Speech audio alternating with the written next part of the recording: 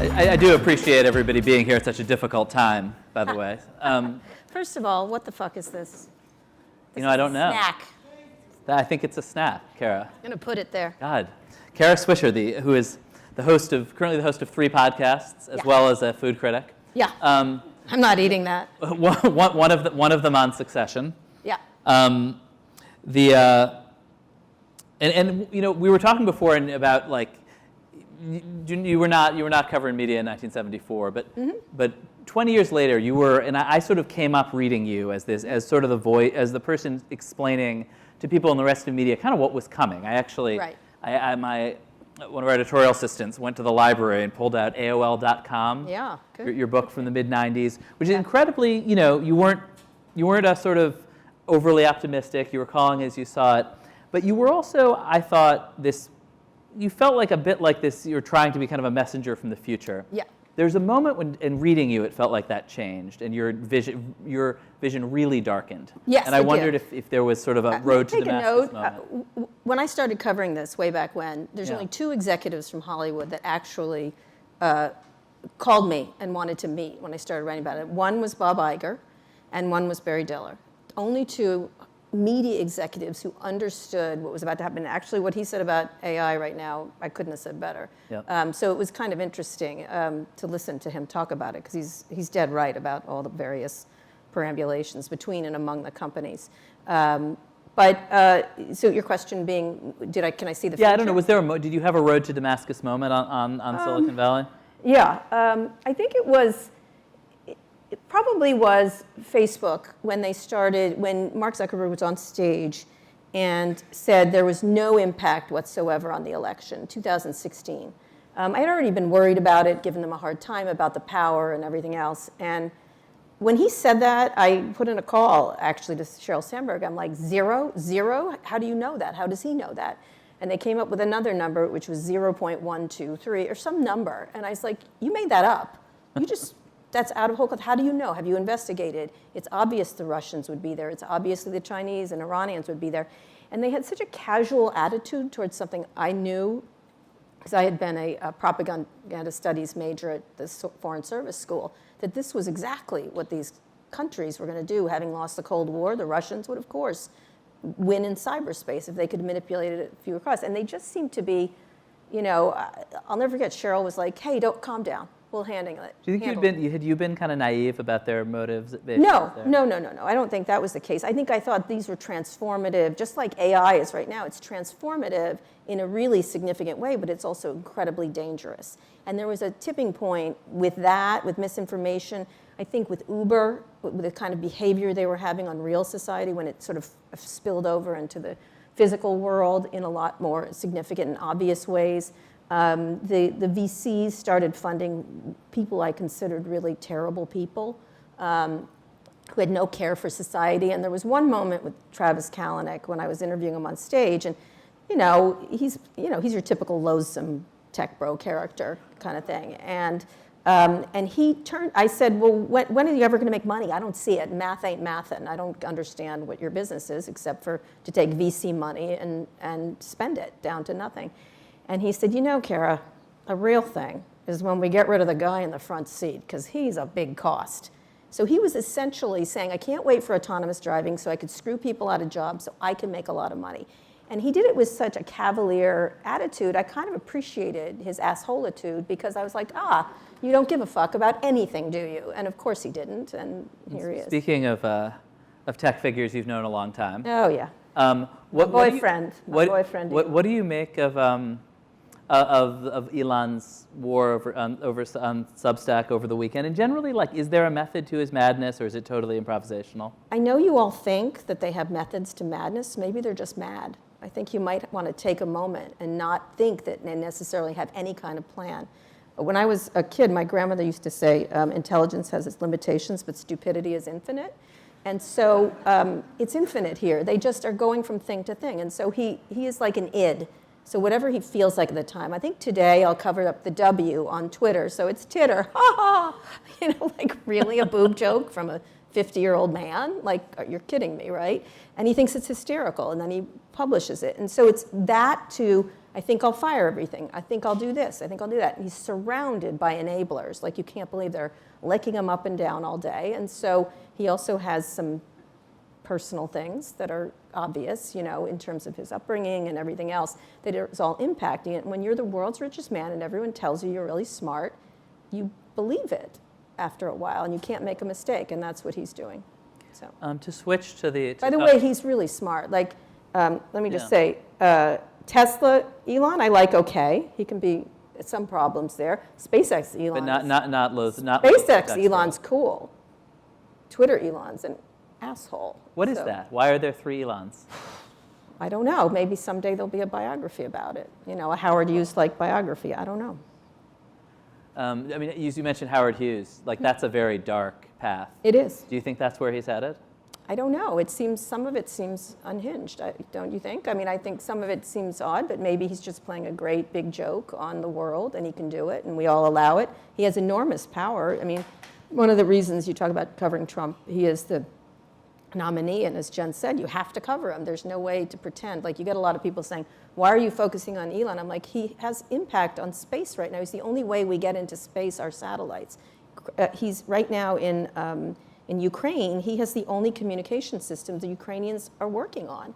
And he just decides to change his mind and geofence Crimea or geofence. I don't like war.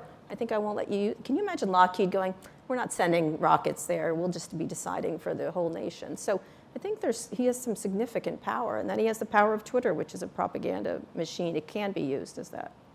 To switch to old media, you and I, until recently, were both columnists for the Times. And Kara, by the way, has a memoir coming out fairly soon. I've heard bits of it. You're going to have to buy it, and I don't mean to spoil it. But I'm thinking of calling it Burn Book. Well, in that spirit. I kept notes and in that spirit, why did you leave the New York Times? Because like I said, I just written about in Vanity Fair, because I don't like Mama telling me what to do. I mean, I don't know what else to say.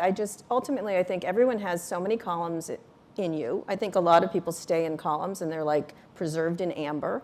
I went there because I wanted to call attention to what Facebook was doing. This was in 2018. No one was paying attention. And I wrote some really significant, I think, important columns. But after a while, you don't. You sort of start to coast, and it's not fun, and it's not interesting, and you don't have more to say. That was one thing with the columns. I just wasn't interested anymore. And I think people just get in that zone of staying there. I wasn't an employee of the New York Times, by the way, and that was an issue for them and for me. They kind of wanted to exert control over me, and I'm not particularly easy to control. I think I just wanted to do what I wanted to do. I know that sounds crazy, but I don't have to work there to do what I'm doing. It doesn't help me get guests. It doesn't help me get attention. It doesn't help made my journalism better. Do you think? They're very nice people, and then the financials just suck. Just suck.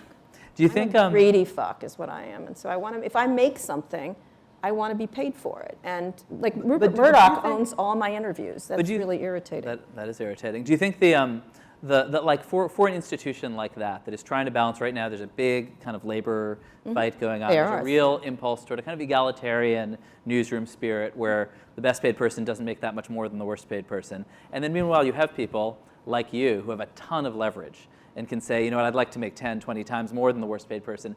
If you're the Sulzbergers, how do you balance that? You don't. That's why I can't be there. I mean, at one point, they're like, you get paid a lot? I'm like, yeah, no. I wanted to have my... You won't be compensated in prestige? No, exactly. I'm not very prestigious, as you can see from my outfit. But I really wanted to own... I was really angry, not angry, but just irritated that Rupert Murdoch owns all my IP for some of my interviews than the New York Times did. I wanted to own my IP. I wanted to control my revenue, like with the conferences that I did for the Journal, because the Journal wouldn't give us a salary raise.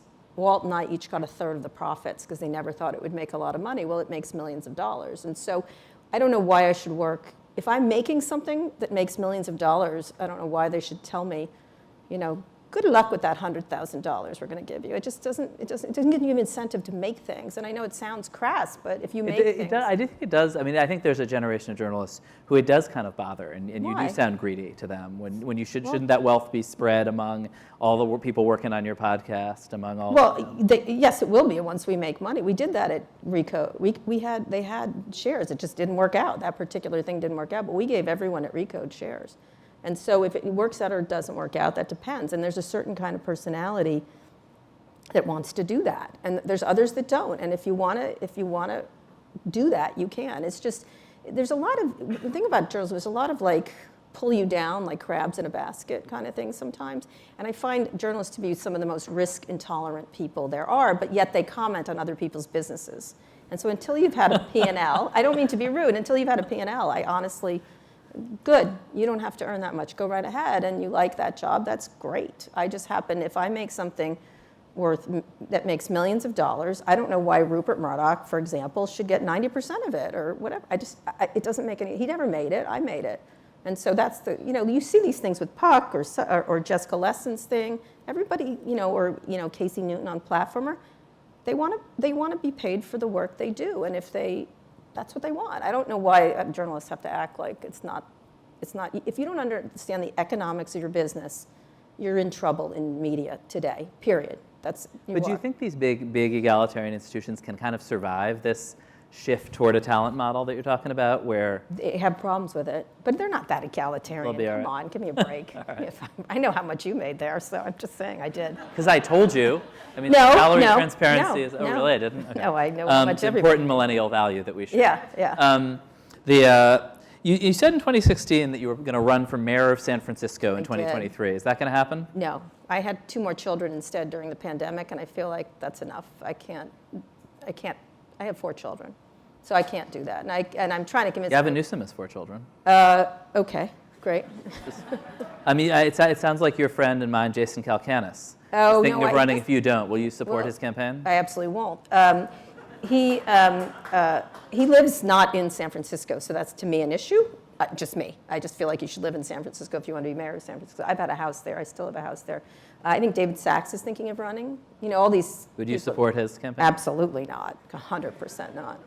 No. I think London Breed is trying her best. It's a really difficult situation. So what's wrong with San Francisco? Nothing. Well, you're not mayor, but like you're 2 cents. Look, there's a fentanyl crisis. There's a homeless crisis. It's trying to approach it in a very different way than other cities. There's definitely.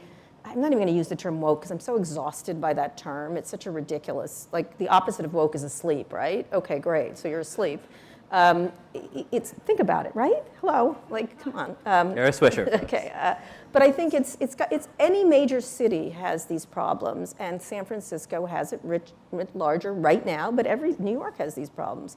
Chicago has these problems. By the way, there's more violence in Kentucky. Like, if you actually look at the statistics, the numbers are down in San Francisco. It doesn't matter because what happens, it gets on social media, and one thing happens, and it gets.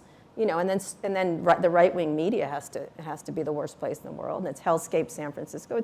It's more complex, and nobody can do complex anymore because it's so reductive, the world. Well, you're welcome, Internet. Thank you. I was looking forward to covering your campaign. I'm sorry. I'm sorry. But thank you so much for coming in and doing this. Thank you.